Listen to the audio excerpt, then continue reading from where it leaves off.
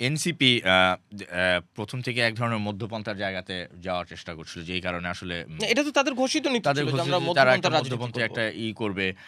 কিছুদিন আগে এই মাসের ১ম দিকেও তারা আরেকটা জোটও করেছিল এবি পার্টি এবং রাষ্ট্র সংস্কার রাষ্ট্র আন্দোলনের সংস্কার সঙ্গে আন্দোলন, গণতান্ত্রিক সংস্কার গণতান্ত্রিক জোট। সংস্কার জোট।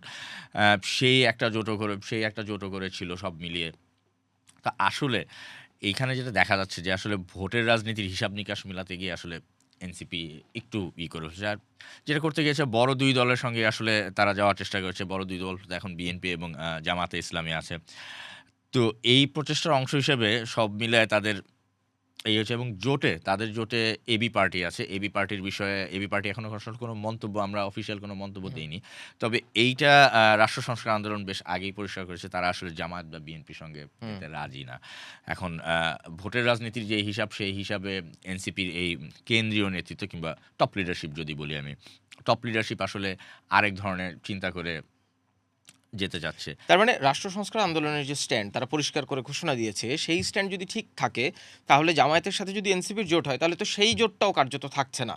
না, সেই জোটটাও তাহলে আসলে কার্যত থাকছে না তাদের সেই ইসের। কিন্তু according to news media reports কালকে রাতের মধ্যে আসলে আমরা কথা বলছি আজকে ২৮শে ডিসেম্বর। গতকাল ২৭শে ডিসেম্বর রাতে এই জিনিসটা প্রায় চূড়ান্ত হয়েছে। রাত পর্যন্ত অনেক ডেভেলপমেন্ট হয়েছে। আ একটি মিডিয়াকে দলের এনসিপির ২ জন নেতা বলেছেন যে আসলে বিএনপি প্রসঙ্গে যেটা আসছে যে বিএনপির সঙ্গে আসলে তারা মনে হয় ব্যাক অ্যান্ড ফোর্থ আরেকটা নেগোসিয়েশন করার চেষ্টা করেছিল।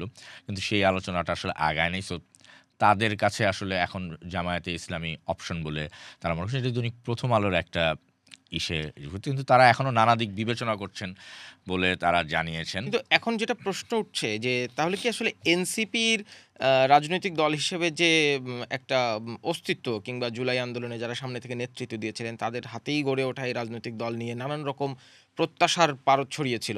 সেই জায়গা থেকে ধরেন তাসনিম জারা কিংবা খালেদ সাইফুল্লাহ কিংবা ধরেন সামান্তা শারমিনের সাথেও আমার কথা হয়েছিল। তিনিও যা বলছেন তারা কেউই জামায়াতের সাথে জোট নিয়ে স্পষ্ট করে কিছু বলছেন না। কিন্তু ধরেন আপনি তাসনিম জারার স্ট্যাটাসের একটা লাইন যদি বলি, তিনি প্রথমেই লিখেছেন যে, "আমি আপনাদের ঘরের মেয়ে, খিলগাঁওয়ে আমার জন্ম এবং বেড়ে ওঠা। আমার স্বপ্ন ছিল একটি রাজনৈতিক দলের প্ল্যাটফর্ম থেকে সংসদে গিয়ে আমার এলাকার মানুষের এবং দেশের সেবা করা। তবে বাস্তবিক প্রেক্ষাপটের কারণে আমি কোনো নির্দিষ্ট দল বা জোটের প্রার্থী হিসেবে নির্বাচনে অংশগ্রহণ না করার সিদ্ধান্ত নিয়েছি।" মানে এই যে তাসনিম জারার এই স্ট্যাটাসে তো আর এক ধরনের ক্ষোভের বহিঃপ্রকাশ তো আছেই।